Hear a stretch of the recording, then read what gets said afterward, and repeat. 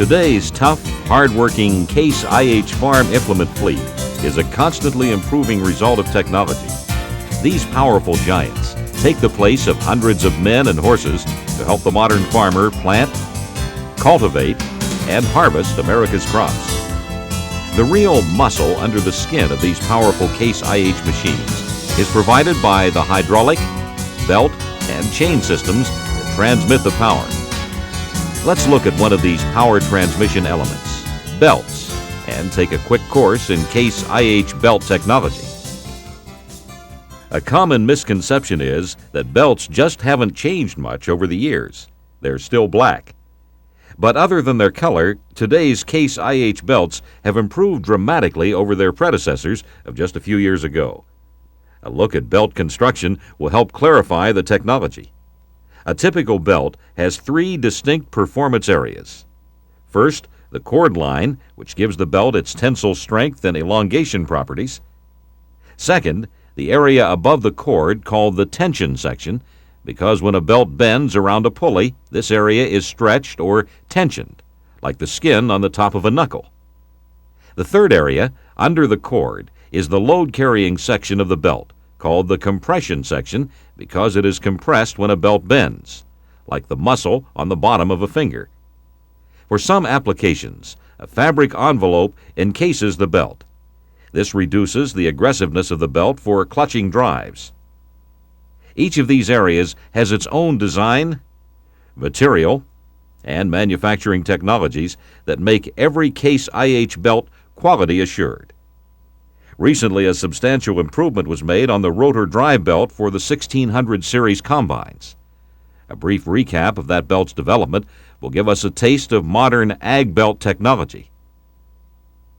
Case IH asked Dayco, one of the world's leading belt manufacturers, to design a belt that would handle higher horsepower for the Case IH next-generation combines. Among its specifications, Case IH asked for a belt that would handle continuous loads of 100 horsepower, which approached the limit of the previous belt design. Also, in a locked rotor test, the belt had to repeatedly kill a diesel engine that had been modified to obtain 250 horsepower.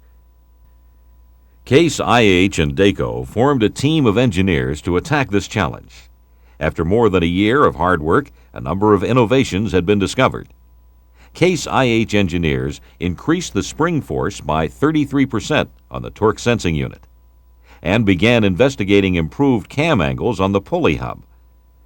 Dayco engineers decided on a non-wrapped or raw edge belt construction in order to increase horsepower capability, minimize slippage, and produce predictable friction characteristics. A double cog construction was chosen with cogs on the top and bottom of the belt. This construction provided more flexibility, superior heat dissipation, and a decrease in hysteresis, the internal heat generated as the rubber stresses and compresses. New high-density rubber compounds were developed to withstand the severe axial loads generated by the torque-sensing pulley. Finally, the belt cord was modified to increase tensile strength by 10% to 15,000 pounds. In addition to extensive lab tests run at the Case IH Technical Development Center in Hinsdale, Illinois, extensive field tests were conducted for 2 years with a variety of crops. In both field and lab tests, the new rotor belt lasted substantially longer than the previous belt under loads never before possible. Of course, not all belts have to meet the rigorous requirements of this custom-made rotor drive belt, but all Case IH belts are built to exacting Case IH specifications, designed for specific applications. But even the best technology can't stop a belt from wearing out, at least not yet. That's why it's a good idea to inspect belts periodically for telltale signs of failure. It's much easier to change a belt off-season than out in the field. Here are a few ideas on checking for belt wear. After using a machine, check the alignment of the drive pulley and idler pulley. Misalignment causes an increase in belt stresses and therefore belt temperature, leading to early failure. If possible, check alignment by laying a straight edge from the driver to the driven pulley. The shorter the span, the more critical the alignment. If a drive is not accessible, run a string to check for alignment. Although the belts are compounded for oil and chemical resistance, prolonged contact can weaken the belt. Also, look for physical signs of wear, such as cracks, which lead to chunking, a sign of a worn-out belt or excessive heat caused by tension decay.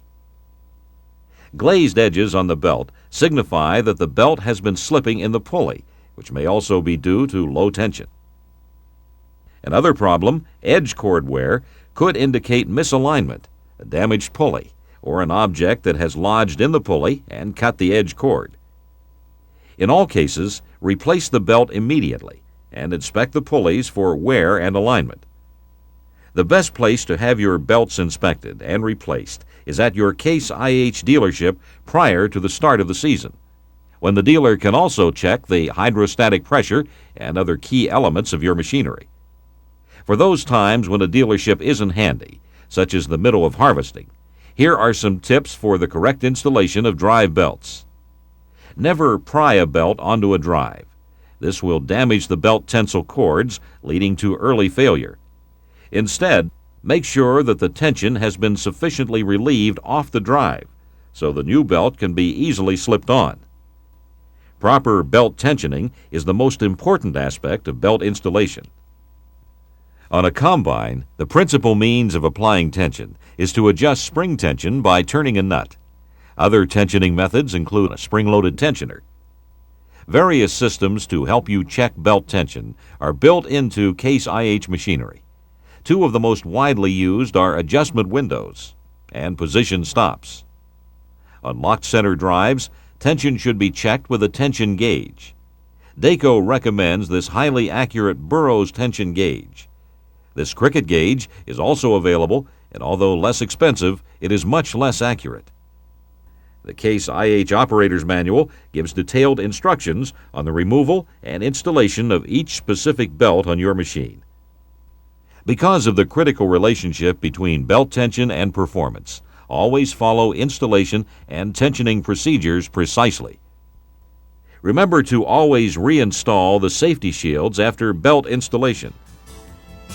Exercising proper attention and care to belts and belt drives will keep these muscles of your machinery in top physical shape. Case IH agricultural belts are built to exact Case IH specifications for the drive on which they are used. As mentioned earlier, you can't judge the technology of a belt by its black cover. So use only Case IH belts on your Case IH machinery. They'll work harder and last longer, because Case IH works harder for you.